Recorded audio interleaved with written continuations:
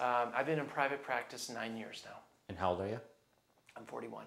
And just give me a brief background on you, how you grew up, where you went to school, real basic stuff. I grew up here in Fort Collins, and I went to Fort Collins High School. I did my undergraduate degree at Northwestern University, and I went to medical school at Indiana University, which is where my father went to medical school. I went back to Northwestern for my general surgery and residency, and then I did a fellowship in ear surgery in Florida, so I have a lot of education. My father is also an otolaryngologist. He has been practicing for 40, 50 years now, almost 50 years, I think. So he's been doing it a long time. And he is very passionate about it, and he loves it more than anything in the world.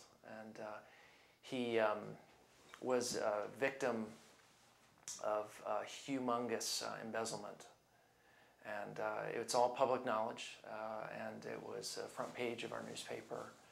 And his office manager of almost his whole career embezzled a huge amount of money from him.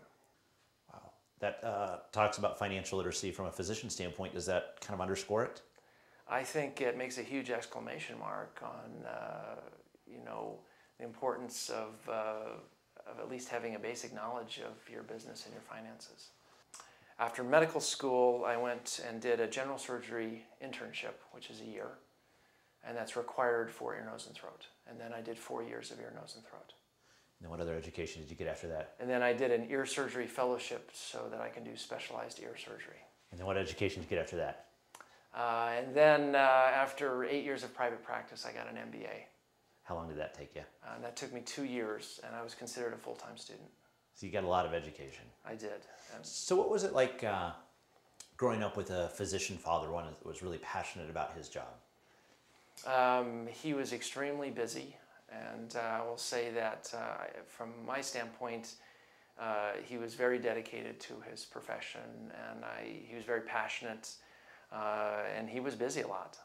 Did you go to work with him? I did go to work with him on occasion, and I enjoyed that, and I would go in the hospital and make rounds and stuff, and obviously made an impression on me. So, you know, let's talk a little bit about financial literacy. And if I were to ask you what you, as an MBA, as a citizen, as a physician, what do you think of the overall state of financial literacy in America? I think it's extremely poor. I think it's I think that it is dismal. I think it's beyond dismal. I think that people are saving less, our saving rates, our consumption increases, and we're buying things that we can't afford. And I think that's a huge part of the problem. And why do you think that is? I think in part because it's easy to buy things that we can't afford. I think that credit cards are extended to younger and younger people who probably haven't demonstrated any financial responsibility. I think that parents are in debt themselves. I think that certain large purchases, cars and houses, are too easy to get. And I think basically we want instant gratification. What were you taught growing up about personal finance? I was taught an incredible lesson, and my father, despite the fact that he was the victim of a major white-collar crime, always told me to live debt-free. And so even though I never understood the finances of my business, I only knew one thing. And I would sit down with the bankers, and I'll be very honest, I didn't understand the business at all. As a physician, you are so focused on taking care of patients that it is very difficult for physicians to follow finances, because let's face it, a human life is all-consuming, but I only knew that I didn't want to be in debt. That's my dad always told me. He said, never be in debt, never be in debt. And obviously debt is a powerful thing if you can use it in the right way, but in my situation it worked out very well for me. It was my only focus was just to try to pay down stuff. And you'd be amazed, I sat down with bankers, when you're first starting out, and they just want to give you the world, And I had a physician tenant who was declared bankruptcy on me. And I have a physician in town, a friend of mine, who keeps the stats on all the bankrupt physicians. And it's a pretty amazing number. Tell us about that. I think we're in the 20 to 30 range, not bankrupt, but physicians that have folded their practices because they couldn't make it. My physician tenant did actually declare bankruptcy. So that's a true case. We're not talking about dumb people here. No.